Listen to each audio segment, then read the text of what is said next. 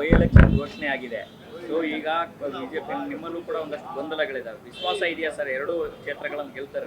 ಖಂಡಿತವಾಗಿ ಗೆಲ್ತೀವಿ. By election 100ಕ್ಕೆ 100 ನಾವು ಗೆಲ್ತೀವಿ ಅಂತಕ್ಕಂಥ ನಂಬಿಕೆ ಇದೆ. ನಾವು ಮಾಡಿರ್ತಕ್ಕಂಥ ಕಾರ್ಯಕ್ರಮ ಖಂಡಿತವಾಗ್ಲೂ ಜನ ನಮ್ಮನ್ನು ಕೈ ಹಿಡಿತಾರೆ ಅಂತ ನಂಬಿಕೆ ಇದೆ.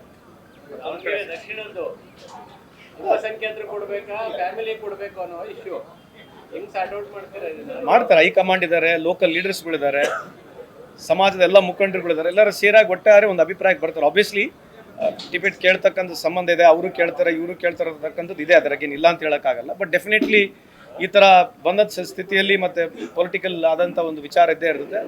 ಹೈಕಮಾಂಡು ಎಲ್ಲ ಸ್ಟೇಟ್ ಲೀಡರ್ಗಳ ಒಂದು ನಿರ್ಣಯ ತೊಗೊಳ್ತಾರೆ. ಸರ್, ಗ್ಯಾಸ್ ಸಿಲಿಂಡರ್ ಕೊರತೆ ವಿಚಾರಕ್ಕೆ ಬಂದಂಥ ಸಂದರ್ಭದಲ್ಲಿ ಕೇಂದ್ರ ಸರ್ಕಾರ ಮತ್ತು ರಾಜ್ಯ ಸರ್ಕಾರ ಇವೆರಡೂ ಕೂಡ ವೈಫಲ್ಯಗಳು ಕಂಡು ಬರ್ತಾ ಇರುವಂಥದ್ದು. ಮತ್ತು ಮುನಿಯಪ್ಪ ಅವರು ಒಂದು ಹೊತ್ತಿನ ಊಟ ಕೊಡಬೇಕು ಅಂತ ಹೇಳಿಕೆ ಇದೆ. ಸಾಮಾಜಿಕ ಜಾಲತಾಣದಲ್ಲಿ ಪರ ವಿರೋಧದ ಚರ್ಚೆ ಶುರುವಾಗಿದೆ. ಅಲ್ಲ, ಈಗ ಗ್ಯಾಸಿನ ತೊಂದರೆ ಇರ್ತಕ್ಕಂಥದ್ದು ಇಡೀ ಎಲ್ಲ ದೇಶದಲ್ಲಿದೆ, ನಮ್ಮ ದೇಶದಲ್ಲಿ ಮಾತ್ರ ಅಲ್ಲ. ಬಟ್ ಅದನ್ನು ಡಿನೇ ಮಾಡ್ತಾ ಇದಾರಲ್ಲ. ಎಲ್ಲ ದೇಶದಲ್ಲಿ ಸಮಸ್ಯೆ ಇದೆ. Obviously we are depending on other countries. Dependency ಕಮ್ಮಿ ಆಗಬೇಕಾಗಿತ್ತು. ನನಗೆ ಭಾಳ ದೊಡ್ಡ ಸಾಫ್ಟ್ವೇರ್ ಇದೆ. ನಾನು ದೇವರು ಕೊಟ್ಟಿರ್ತಕ್ಕಂಥ ಸಾಫ್ಟ್ವೇರ್ ಯಾವುದು ಸಣ್ಣ ಸಾಫ್ಟ್ವೇರ್ ಕೊಟ್ಟಿಲ್ಲ, ನನಗೆಲ್ಲ ಭಾಳ ದೊಡ್ಡ ಸಾಫ್ಟ್ವೇರ್ ಕೊಟ್ಟಿರ್ತಕ್ಕಂಥ ಹೇಳಿರ್ತಕ್ಕಂಥ ಮೋದಿ ಸಾಹೇಬರು. ಈಗ ನಾವು ಯಾಕಾಗಲೇ ಪದೇ ಪದೇ ಮೋದಿ ಸಾಹೇಬ್ರಿಗೆ ಹೇಳ್ತೀವಿ ಅಂತಂದರೆ, ಯಾವುದೇ ಇಶ್ಯೂಗಳು ಬಂದಾಗ ಅವರು ಇದ್ರ ಹೊರಗಡೆ ಉಳ್ಕೊಂಡ್ಬಿಡ್ತಾರೆ. ಈಗ ರೇಟ್ ಜಾಸ್ತಿ ಆಗಿದೆ, ಇದ್ರ ಬಗ್ಗೆ ಪ್ರತಿಕ್ರಿಯೆ ಕೊಡಲ್ಲ. ಬೇರೆ ಸರ್ಕಾರಗಳು ರೇಟ್ ಜಾಸ್ತಿ ಆದರೆ ಅದೇ BJP ಅವ್ರು ಬಂದು ಹಿಗ್ಗಮುಗ್ಗ ಬೈತಾರೆ. ಇವೆಲ್ಲ ರಿಯಲಿಸ್ಟಿಕ್ ಆಗಿ ನಾವು ಎಕ್ಸೆಪ್ಟ್ ಮಾಡ್ಕೊಂಡು ನೋಡಬೇಕಾಗಿದೆ. ಬಟ್ ಈ ಸಂದರ್ಭದಲ್ಲಿ ವಾರ್ ಆಗುತ್ತಂತ ಗುರ್ತಿದೆ, ವಾರ್ ನಡೀತದಂತನೂ ಮಾಹಿತಿ ಇದೆ. ಸೊ ಕೇಂದ್ರ ಸರ್ಕಾರ ಏನು ಪ್ರಿಕಾಷನ್ ತೊಗೊಂಡಿರ್ತಕ್ಕಂಥದ್ದು ಒಬ್ಬ ಮಿನಿಸ್ಟರ್ ಬಂದು ಹೇಳ್ತಾ ಇಲ್ಲ.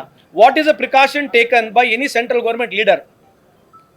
ಮೋದಿ ಸಾಹೇಬರು ಆಲ್ರೆಡಿ ಕೇರಳಕ್ಕೆ ಹೋಗಿ ಆಲ್ರೆಡಿ ಎಲೆಕ್ಷನ್ನು ಅದು ಫ್ಲಾಗ್ ಹಿಡ್ಕೊಂಡು ಹಿಂಗೆ ತಿರುಗಾಡ್ಸೋದು ಅದೇ ಚಾಲು ಆಗಿದೆ. ಅದು ಒಂದೇ ಮೆಟ್ರೋ ಟ್ರೈನ್ 4 ಬಾರ್ ಅದೇ ಹಿಂಗೆ ಫ್ಲಾಗ್ ಹಿಡ್ಕೊಳ್ಳೋದು 4 ಬಾರಿ ತಿರುಗಾಡ್ಸೋದು.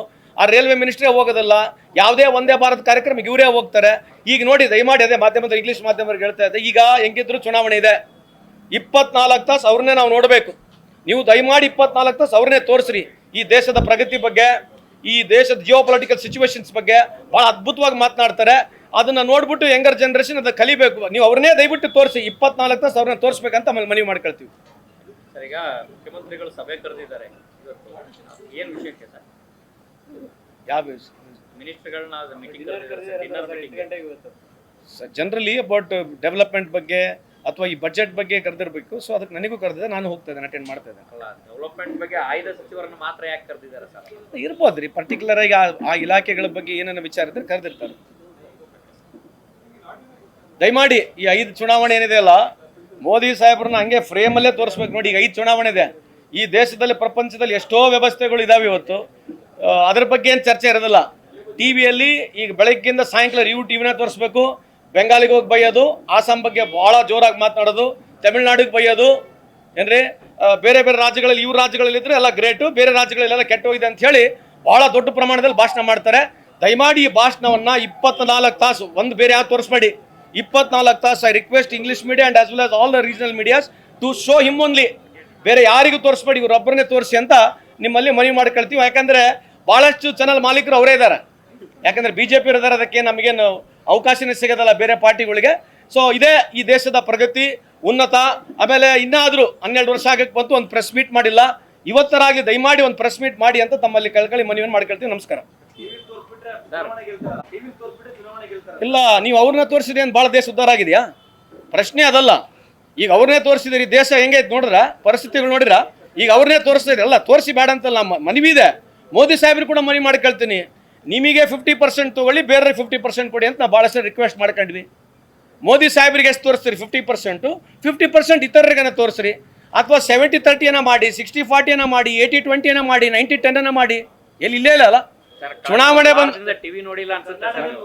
ಯಾಕಂದ್ರೆ ಗ್ಯಾಸ್ ಸಿಲಿಂಡರ್ ಸಮಸ್ಯೆ ನಾನು ಕರ್ನಾಟಕ ವಿಷಯ ಕೇಳಿಲ್ಲ. I am telling national issue. Comparatively ನಮ್ಮ ಚಾನಲ್ಗಳು, we are the only state we are proudly to say that we are on par, very equal. I am not trying to say disrespect any of the Kannada channels, regional channels. ಯಾಕಂದ್ರೆ ನಾನು ಸ್ವಲ್ಪ night ನೋಡೋಕೆ ಮಲಗಕ್ಕಿಂತ ಮುಂಚೆ ಎಲ್ಲ ಹಿಂದಿ ಚಾನಲ್ಗಳು ನೋಡ್ತೀನಿ. ಬೆಳಗ್ಗಿಂದ ಸಾಯಂಕಾಲ English channel ನೋಡ್ತೀವಿ. ಇವತ್ತು ಮೊನ್ನೆ ಅವ್ರು ಯಾರೋ ಇಂಡಿಯಾ ಟುಡೇದ್ರು ಆ ಲೇಡಿ ಕರೆಸಿದ್ರು. ಯಾರು BJP ಒಬ್ಬರು ಏನು ಮಾತನಾಡಲಿಲ್ಲ. That lady was spoken against the India. ಯಾರು ಒಬ್ಬ ಭಾಳ ಹಿಂದುತ್ವವಾದಿಗಳು ಇವತ್ತೆಲ್ಲ RSS ಅಥವಾ ಈ BJP ಅವರು ಏನು ಭಾಳ ದೊಡ್ಡ ದೇಶ ಮೊದಲು ಅಂತ ಹೇಳ್ತಾ ಇದ್ರು, ಯಾರೊಬ್ಬರು ಮಾತಾಡಲಿಲ್ಲ ಅದ್ರ ಬಗ್ಗೆ. ಇದೇ ದೇಶದಲ್ಲಿ ಒಬ್ಬ ಲೇಡಿ ಈ ಇಂಡಿಯನ್ಸ್ ಬಗ್ಗೆ ಹೀನವಾಗಿ ಟ್ವೀಟ್ ಮಾಡಿರ್ತಕ್ಕಂಥದ್ದು ನಿಮಗೆಲ್ಲ ಗುರ್ತಿದೆ. ಇವತ್ತು ಯಾರು ಬಿಜೆಪಿ ಅದ್ರ ಬಗ್ಗೆ ಕೇಳ್ತಾನೆಲ್ಲ ಮಾತನಾಡ್ತಾರೆ. ದಯಮಾಡಿ ಇಂಥ ವಿಷಯಗಳನ್ನ ಬಿಜೆಪಿ ಕೇಳಬೇಕಂತ ತಮ್ಮಲ್ಲಿ ಮನವಿ ಮಾಡ್ಕೊಳ್ತೇನೆ. I am not blaming any of the Karnataka media honestly. ಯಾಕಂತಂದ್ರೆ ನಮ್ಮಲ್ಲಿರ್ತಕ್ಕಂಥ ಸ್ಟೇಟು, ನಮ್ಮಲ್ಲಿರ್ತಕ್ಕಂಥ ಪಾರದರ್ಶತೆ ಅದೇ ಬೇರೆ ರಾಜ್ಯಗಳಲ್ಲಿದ್ದರೆ ನಮ್ದು ಹೆಂಗೆ 136 ಬಂದಿದೆ, ಅಲ್ಲಿನೂ 136 ಬರುತ್ತೆ. Thanks to media. In fact by and large Karnataka regional media ವಿಶೇಷವಾಗಿ ಪಾರದರ್ಶಕವಾಗಿ ಯಾವುದೇ ಸರ್ಕಾರಗಳು ಬಂದಾಗ ವಿರುದ್ಧವಾಗಿ ಪರವಾಗಿ ತೋರಿಸಿರ್ತಕ್ಕಂಥದ್ದು ನಿದರ್ಶನಗಳಿದೆ. ಅದಕ್ಕಾಗಿ ನಮಗೆ ಇಲ್ಲಿ ಫ್ರೀಡಮ್ ಇದೆ. ಕರ್ನಾಟಕದಲ್ಲಿರ್ತಕ್ಕಂಥಷ್ಟು ಫ್ರೀಡಮು, ನಮ್ಮ ಕರ್ನಾಟಕದಲ್ಲಿ ಮಾಧ್ಯಮಗಳು ವಿಶೇಷವಾಗಿ ರೀಜನಲ್ ಚಾನೆಲ್ಗಳು ಕೊಟ್ಟಿರ್ತಕ್ಕಂಥ ಫ್ರೀಡಮು ಬೇರೆ ರಾಜ್ಯಗಳಿಲ್ಲ ಅಂತ ಹೇಳಲಿಕ್ಕೂ ಇಚ್ಛೆ ಬಯಸ್ತೇನೆ. ಇನ್ನಷ್ಟು ಹೆಚ್ಚಿನ ಮಾಹಿತಿಗಾಗಿ ಫಾಲೋ ಮಾಡಿ ಬ್ರಿಗೇಡ್ ನ್ಯೂಸ್ ಕನ್ನಡ.